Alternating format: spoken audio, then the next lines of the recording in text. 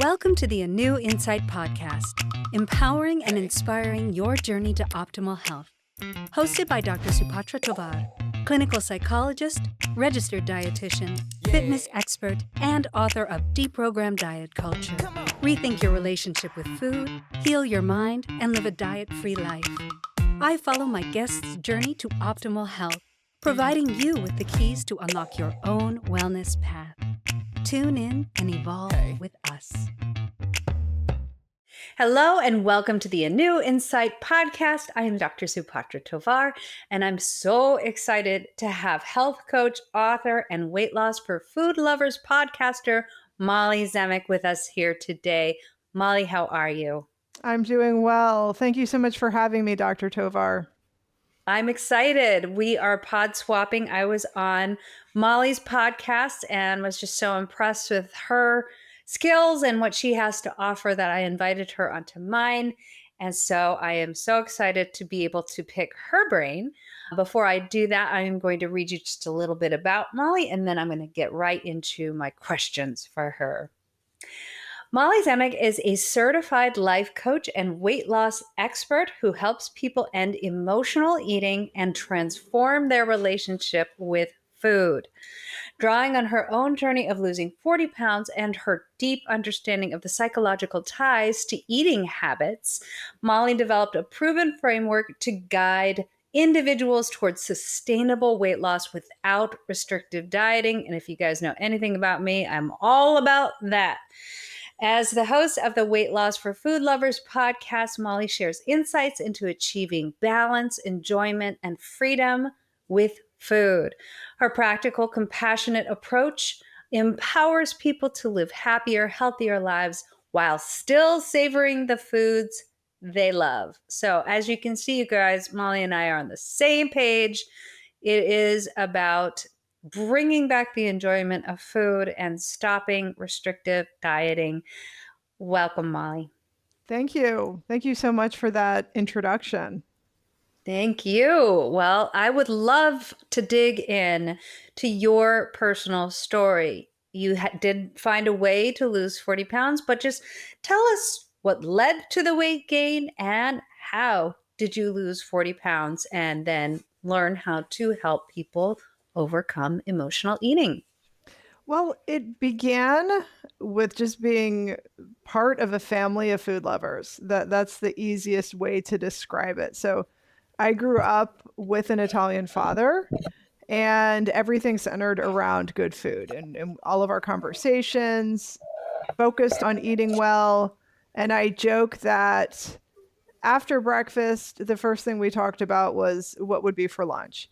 And so I just grew up in an environment where we prioritized high quality ingredients. We prioritized eating well. I understood from an early age the importance of food and how good it could taste when you cooked with the right type of ingredients.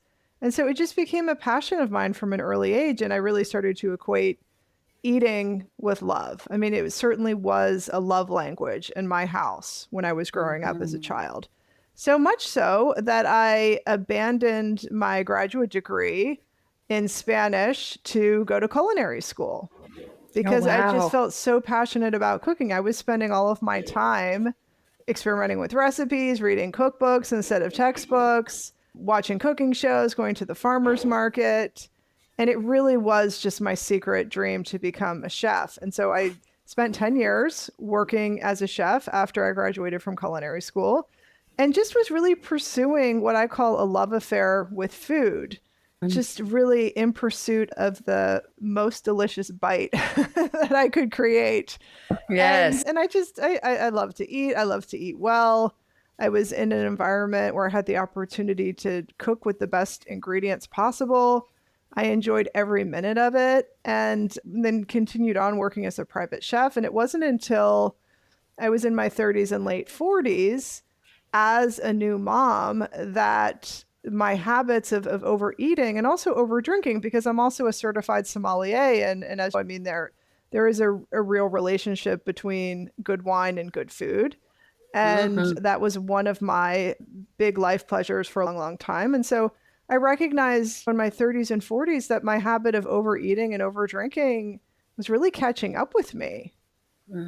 Dr. Tovar, I mean, our bodies just don't respond the same way to eating the same amount of food as we get older. Yep, that's what I went through. Yes. And so it was actually a blessing in disguise because I started to become a lot more in touch with my body. First, just by listening to a lot of the biofeedback that I was receiving, just increased anxiety, indigestion, low mood, low energy. And as a new mom, it was just really taking its toll on me. But I also just knew that I couldn't revert back to my tried and true approach of dieting because that wasn't really working the same way either. I just couldn't easily lose the weight. And it was frustrating because I would inevitably regain the weight because I wanted to go back to eating all the delicious food I loved. So that is just a little bit of my journey in a nutshell. But I remember being in my 40s, really just feeling dissatisfied with my life. I had everything I wanted. I had a wonderful family, an amazing job. Everything that I thought I wanted, but I just felt miserable. And the only thing that I looked forward to was just a couple glasses of wine at night, delicious food, and that was no longer satisfying me.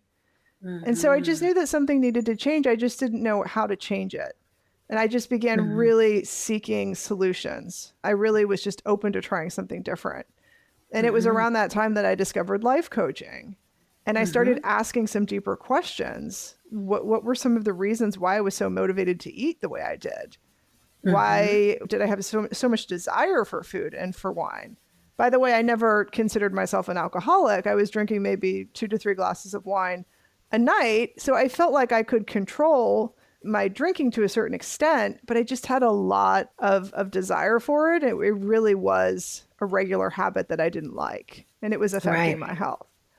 So when I discovered life coaching and I started really unearthing the reasons behind the eating and the drinking, I started to become a lot more in touch with my emotional life, something that I was just not familiar with at all because when my family of food lovers, we didn't talk about feelings. I mean, I was I grew up hearing that I was just too sensitive. I never really had the language or the process of working through my feelings, which I'm sure probably many of your listeners can relate to. I think that it's a common experience. So all of a sudden I was presented with this opportunity when I wasn't eating more than I needed to or drinking wine every night to really come face to face with my feelings. And through that process and through the process of really understanding some of the thinking behind the habit of overeating and overdrinking, I completely changed my life. I lost the 40 pounds, which was amazing. But actually, I mean, what I accomplished was so much more than that because I really developed a much better relationship with myself. I started to understand my deeper needs through my emotional life. I just felt I developed so much more confidence. I was showing up much better as a mom. I was communicating my feelings more. I started to better understand what mattered to me because I was paying attention to my feelings.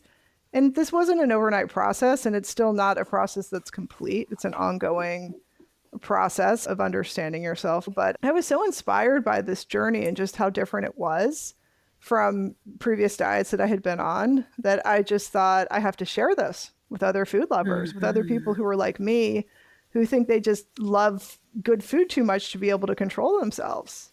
And I need them to know that food is not the problem. What would you say was the emotional driver for you? What was causing you to turn to food? If you could link it to life events or emotional states or mental health, what would you say it was? Yeah, and there are a number of things that it was linked to. One of the things that I discovered is that when I was fatigued, when I often in situations, if I was taking on more than really I could handle, which I mean, other moms listening to this podcast, I'm sure can relate to this. It's not just moms, but anytime we sort of take on more out of obligation to be available to other people, we have to take it from somewhere. And so from that place of really feeling depleted and exhausted, I, experienced all kinds of cravings just to eat for relief, eat for comfort, eat for me time. Yeah. But also, I've had experiences of wanting to eat out of boredom. it doesn't always feel comfortable to not do things and to give yourself downtime when you're an overachiever or when you feel like you always need to be busy or you always need to be accomplishing things. So experiencing boredom can sometimes trigger cravings to Yes. eat. So that's another example.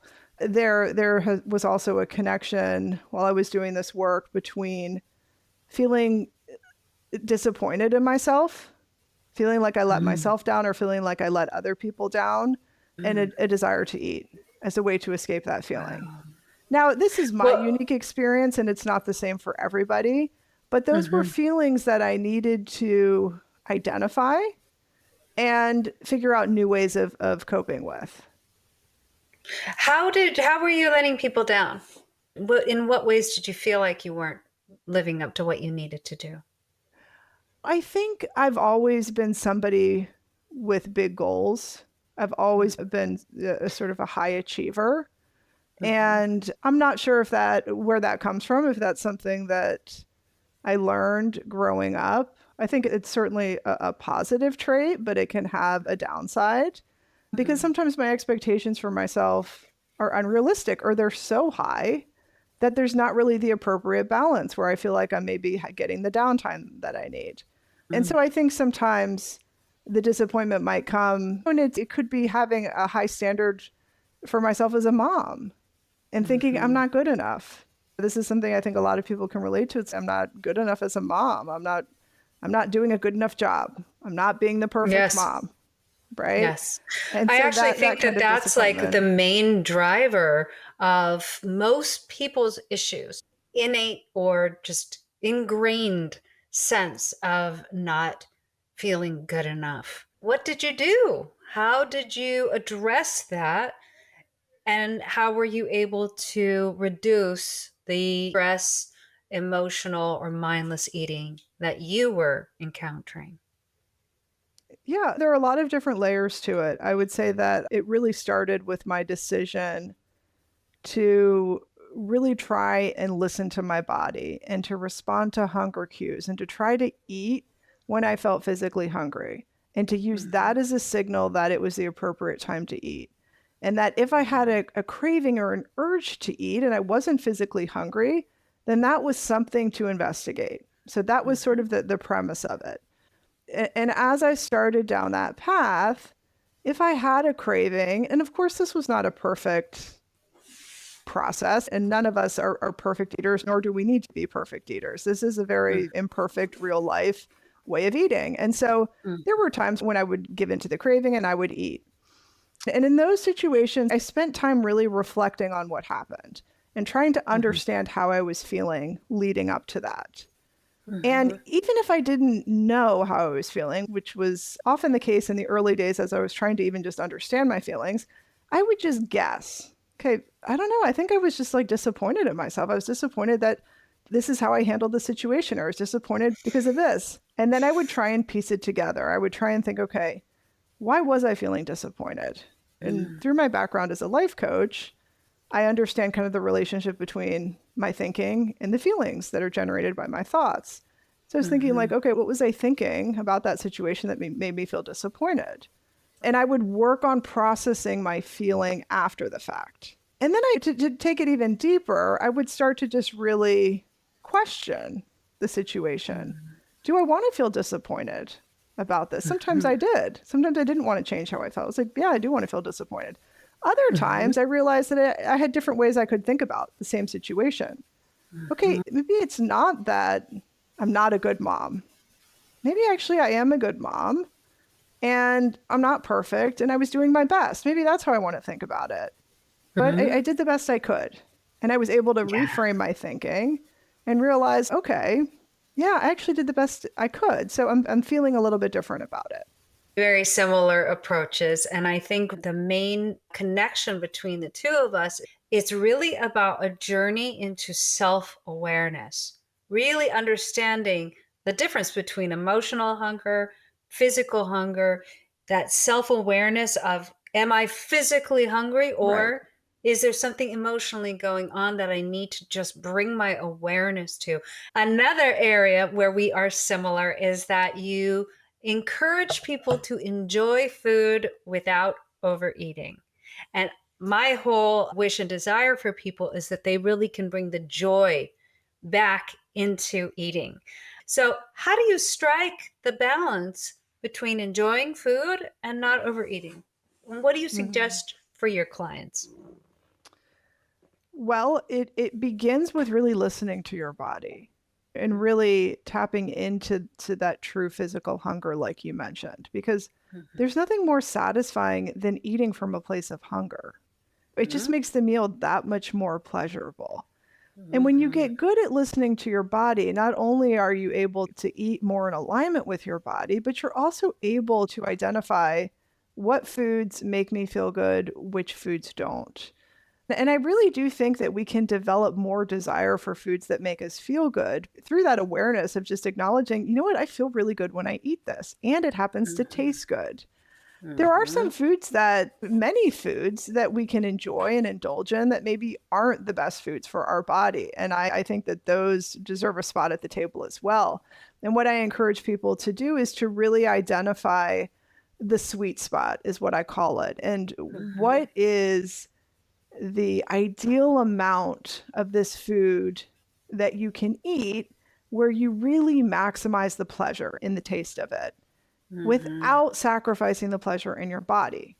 This does take a lot of mindfulness. So my recommendation to people is that as you are going through this process of maybe changing your relationship with food and being more intentional and more mindful, that at first you decide in advance when you're going to have some of these foods, so that you're not responding to urges, so that you're not giving into a craving, so that you aren't experiencing that emotional charge that can often lead people to be less conscious when they're eating, and can often lead people to dismiss the signals of their body and continue eating beyond their ideal satiety point. So really thinking through, okay, what foods do I absolutely love? Which foods are really worth it? Sometimes our brains can give us like all kinds of suggestions as far as what foods we feel like we want, what we're craving. But not all of those foods, if you start to pay attention, are really that enjoyable. They don't have a ton of flavor. They're not really satisfying when we eat them. And so I think the best foods to do this with are foods that are highly flavorful, that are things that you just absolutely love, that you can say, when I have a bite of this, just is like my absolute favorite. And when I have a couple of bites, I'm really getting the full experience of eating it. Maybe it's something like, I mean, it's different for different people, but for me, it could be a flourless chocolate cake or a really good homemade vanilla ice cream made with vanilla beans and heavy cream, and something where I can have a couple of bites, experience the full flavor, and not need to eat beyond a couple of bites to really experience how amazing it is and still feel good in my body. Yes. I think it's so important that we have a food neutral mindset. We tend to moralize food as good or bad. And when we actually say that there's all foods that are open to us, it gives us permission to actually truly taste them, as opposed to just stuffing it down our faces as fast as we can because we're really not supposed to eat this bad food and we can't actually enjoy it.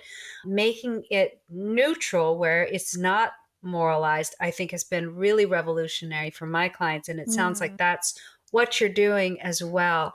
And we tend to go for these foods that are on the less healthful scale when we're usually feeling emotional. So you help people a lot with the emotional eating struggle. Why do you think food becomes the coping mechanism for emotions? And how do people start changing that pattern?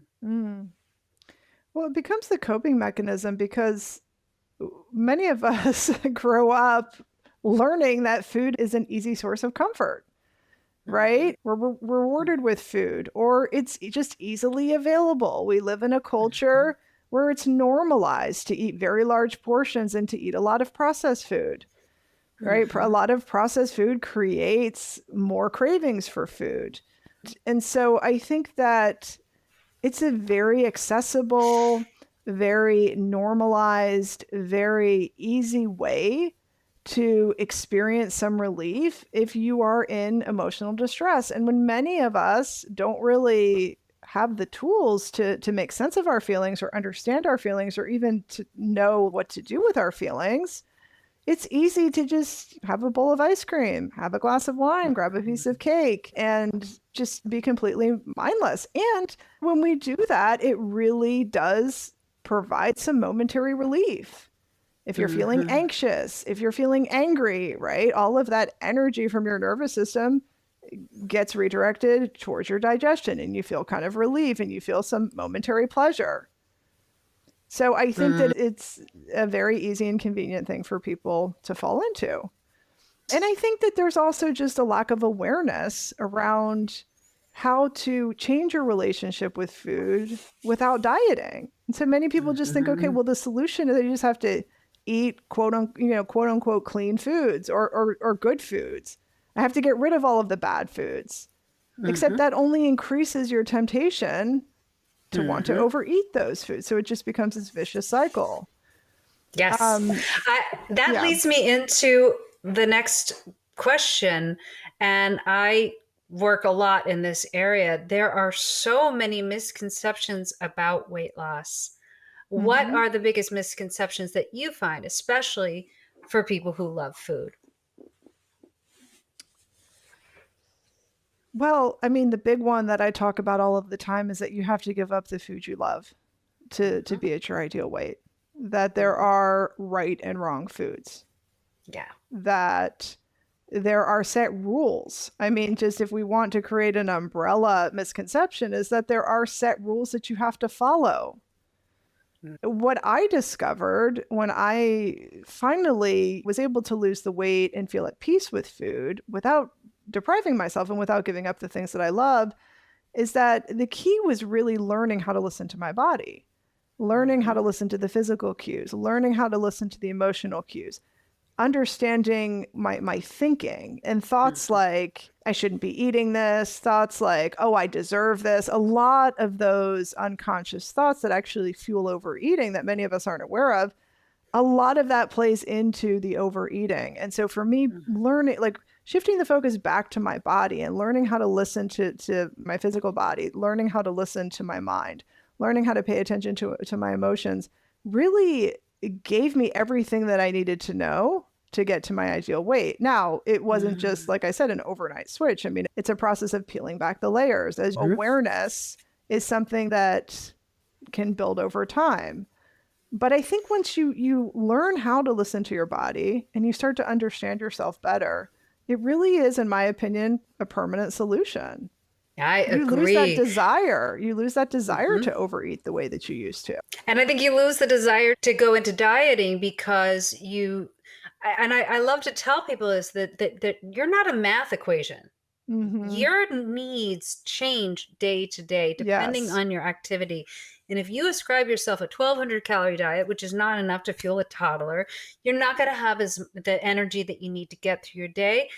And you're not going to be able to sustain that long term. So it's so important not to think in calories because you just don't know how much you're going to need in a day.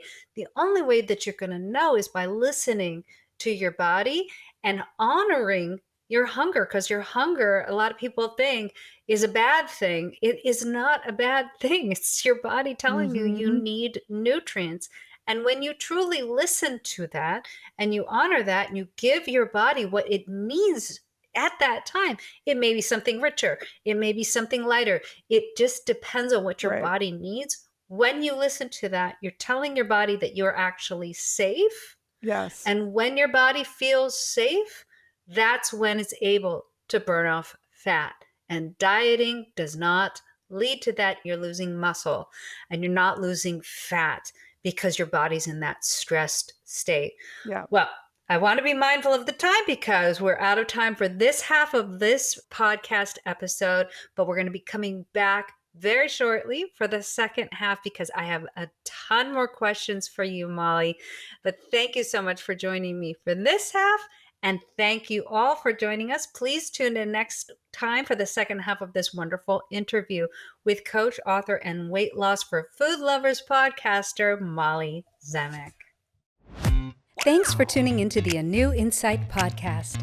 Please remember, the contents shared on this podcast is for entertainment purposes only and does not constitute medical advice.